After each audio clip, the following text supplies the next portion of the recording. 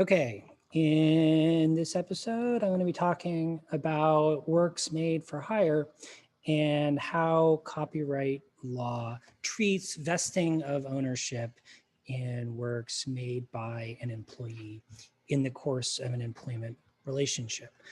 So specifically under Section 2 of the Copyright Act, in the case of a work made for hire, in other words, in the case of a work made by someone who's being employed by someone else, the employer is treated as the author of the work for the purpose of the Copyright Act.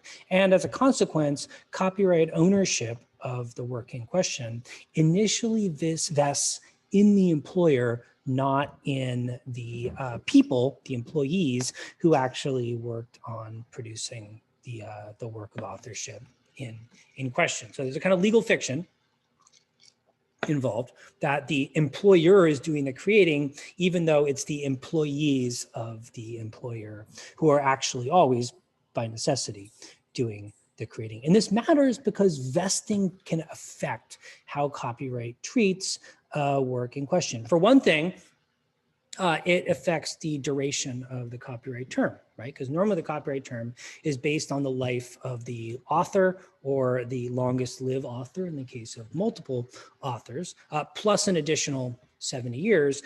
In the case of a work made for hire, made for an employer, there's no natural person who's the author, and therefore there has to be a fixed copyright term. It's usually 95 years. For some works that aren't initially published, it can be 120 years.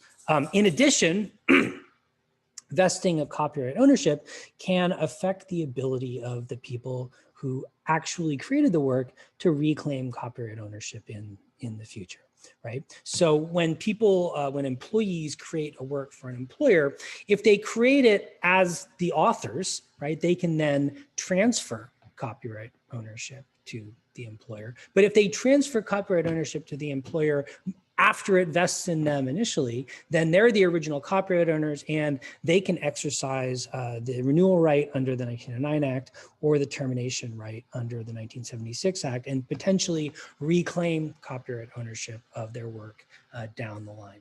If the ownership vests in the employer, then as the author, then the renewal right and the termination right are not available to the employees who actually participated in the creation of the work. So there can be multiple ways in which vesting can matter. And so it's important to determine whether a work is a work made for hire or not. So what is a work made for hire? Broadly speaking, a work prepared by an employee within the scope of an employment. In other words, if someone's an employee, then works of authorship that they create for their employer as employees are works made for hire, and the author of those works is deemed to be the employer for the purpose of the Copyright Act. Of course, the difficult question is, when does this relevant employer-employee relationship exist? Okay, the second set of definitions is kind of a statutory way of defining a employer and employee relationship, and therefore a work made for hire situation. And it was highly negotiated, right, when the Copyright Act was passed. So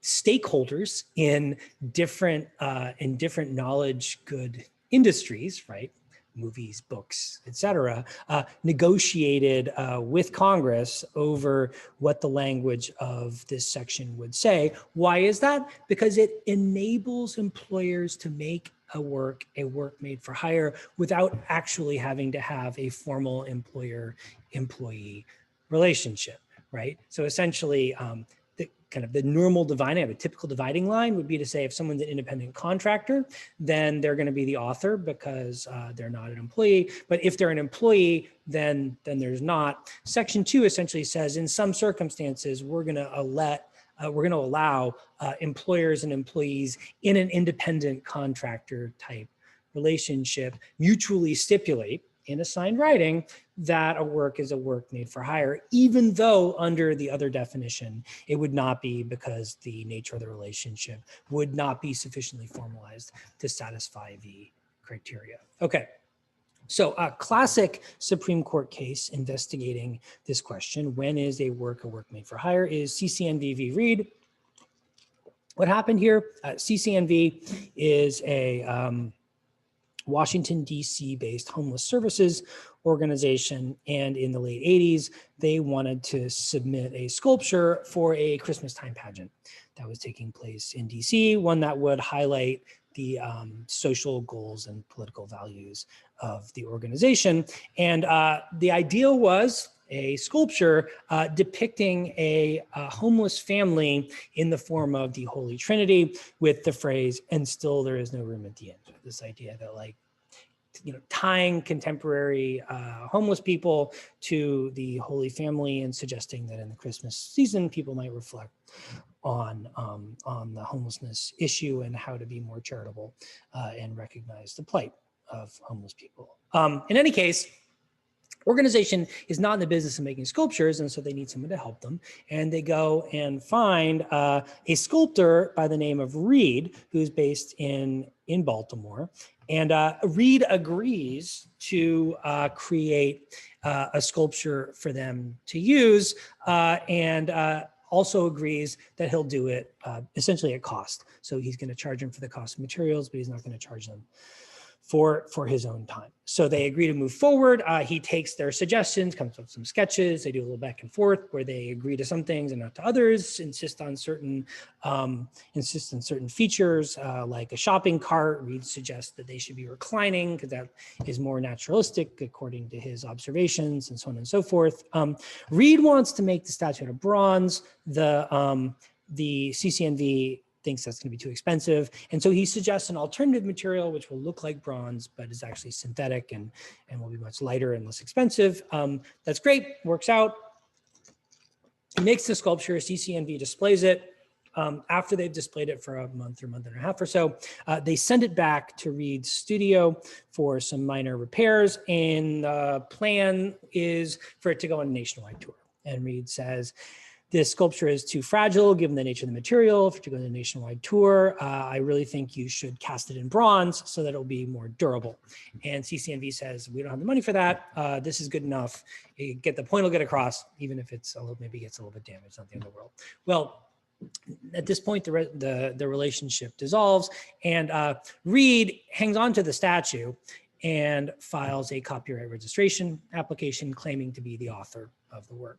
CCNV responds with its own copyright registration application, arguing that the work is a work made for hire, and litigation ensues. It arrives at the Supreme Court, and the responsibility of the Supreme Court is to adopt a test that will enable courts to determine whether or not a work is a work made for hire under the circumstances. So CCNV says the test should be the control test. Right? At the end of the day, we were in control. It was our idea for the statute. We went out and found him. We told him what we wanted. He agreed to do it. He made changes when we wanted those changes to get made. We were in charge of approving or disapproving the resulting statute. Therefore, we are the employer and the author for the purpose of the Copyright Act. Reid responds that no, right? There should be a different test, right? Either you should look to whether or not somebody is literally an employee, like are they on payroll, right, for the organization in question, or in the alternative, you could look to federal agency law, which discusses the employer-employee relationship, and look to federal agency law for a definition of who counts as an employee. Why is this important? Well, unfortunately, the Copyright Act doesn't define the terms employer and employee. So you have to look outside the plain language of the text to figure out what the meaning of those terms is. And ultimately, the Supreme Court says, well, we have federal agency law sitting right there. It's all about the employment relationship. Why don't we look to federal agency law? They pull a kind of non-exclusive 13-factor test from federal agency law, say this is the appropriate test to use in determining whether or not someone is an employee. They then apply these factors to the relationship between CCNV and Reid and say, well, under the circumstances, Reid was really not an employee for the purpose of federal agency law. He had too much autonomy. Therefore, there was no employer-employee relationship. Therefore, the work is not a work made for hire. And Reid is the or an author of the work. And the court explicitly declines to decide whether or not CCNV is also a author of the work? In other words, is the work a work solely authored by Reid, or is the work a joint work, jointly authored by Reid and CC&V? Maybe reflect for a minute on what you think the right answer to that is, right? Do we have independent original contributions? Do we have mutual intent to create a joint work? I don't know, give it some thought. Okay, so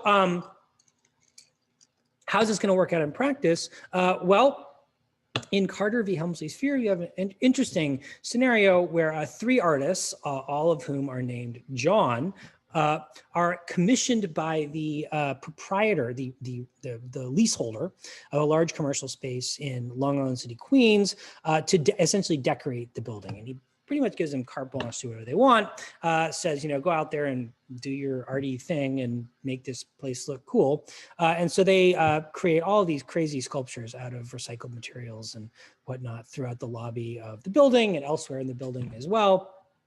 And then the leaseholder is having financial troubles and is going essentially goes bankrupt and is going to get evicted. And the owner of the building tells the artist, "Hey, we're getting rid of this stuff. We don't like the art that you've installed in this building. We don't want it. We're going to take it out of our building." And the artists respond with a claim under the Visual Artists' Rights Act, which our copyright ownership claim, essentially, which we'll talk about later. But essentially, the artists say, these are our works. We're the authors. We own them. You're not allowed to destroy them. You can't do that. We have rights that will compel you to leave them installed the way that they are. And the fundamental question was, are they right? Right? Are they authors of the works? Are they copyright owners of the works in question? And they essentially say, look, we were able to do whatever we wanted to. We had carte blanche to create whatever he just gave us free reign to go out and make whatever we wanted. And the defendants say, not so fast. Right? You were on payroll, you got benefits, you got vacation time, right? You worked 40 hours a week, et cetera, et cetera. That makes you an employee for the purpose of the Copyright Act. And you were employed to create precisely this stuff, right? So we think that you should be an employee, and the court ends up agreeing. So the interesting question here is, when the court went and applied this 13-factor agency law test, which factors are most important and why? Right? And did it care most about autonomy and their ability to do what they wanted, or did it care most about the formal relationship between the artists and the leaseholder of the building? In other words, was the most important thing, the facts on the ground about what they actually did, or was the most important thing the fact that they were on payroll and received benefits like anyone else in a salaried employee position would have? Okay. Similar question in Natkin v. Winfrey. What happened here? Paul Natkin and others were photographers hired by the Oprah Winfrey Show to document the creation of each program. They're sort of around the set, essentially, as the shows are being filmed, snapping photos that could be used for various purposes. Oprah then uses several of these photographs in a book that she published called Make the Connection. And the photographer, without getting the permission or paying the photographers anything extra, and the photographers object, saying, look, we're the copyright owners of those photographs.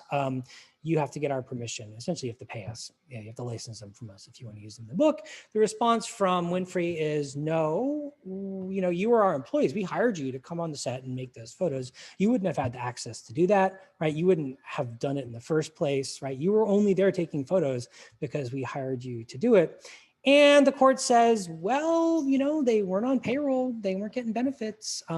They represented to you that they were the copyright owners. Under the circumstances, looking at the relevant tests, we don't think they're employees. So once again, the question being, how much do we care about control? How much do we care about the formal nature of the relationship? Is the problem here that they weren't on payroll? And if they had been, would it matter how much autonomy they had or what kind of claims that they made in relation to being copyright owners? Okay.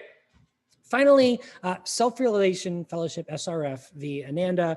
What happened here? Well, Paramhansa Yogananda is a guru, arrived from India in the 1930s or 40s, I believe, and became very well known, especially based on this book that he wrote and published titled Autobiography of a Yogi, lots of other works that he created as well. Took a vow of poverty and agreed to give all of his worldly possessions to the Self-Realization Fellowship Church that he founded and helped run until the time of his death. Ananda Church is a breakaway organization, right? So somebody got disillusioned with the underlying with the institution, but still believed in Paramahansa Yogananda, and Ananda Church starts distributing their own versions of the books in question, including Autobiography of a Yogi, and SRF brings an action against them, arguing that these works are works made for hire, or in the alternative, were transferred to SRF by Paramhansa, and they point to his agreement to give all of his worldly possessions and labor to SRF. And the court looks at the agreement and says, well, this is going to be decided on the 1909 Act, right? Because all this took place before the 1976 Act was enacted. And we don't think this is indicative of an employer-employee relationship. This is essentially a gift type situation, and we're not going to interpret this agreement as sufficient for a work made for hire. By implication, it also seems to say there's no evidence that he transferred copyright ownership to you, other than the fact that he said he would give you all of his worldly possessions, and we expect more. We expect the Copyright Act to be more specific than that. Now, does that mean that there isn't a copyright owner, or that somebody couldn't pursue an infringement claim? No, right? I mean, is Ananda potentially an infringer? I mean, presumably somebody's a copyright owner here. It's just not SRF, it's whoever is the heir to the Yogananda estate. And so whoever that is presumably the copyright owner, assuming they satisfy all other criteria, and could bring a infringement action against Ananda Church. The problem is that only the copyright owner can bring an action, not just any old person. And because SRF is not the copyright owner, they're not entitled to bring an infringement action.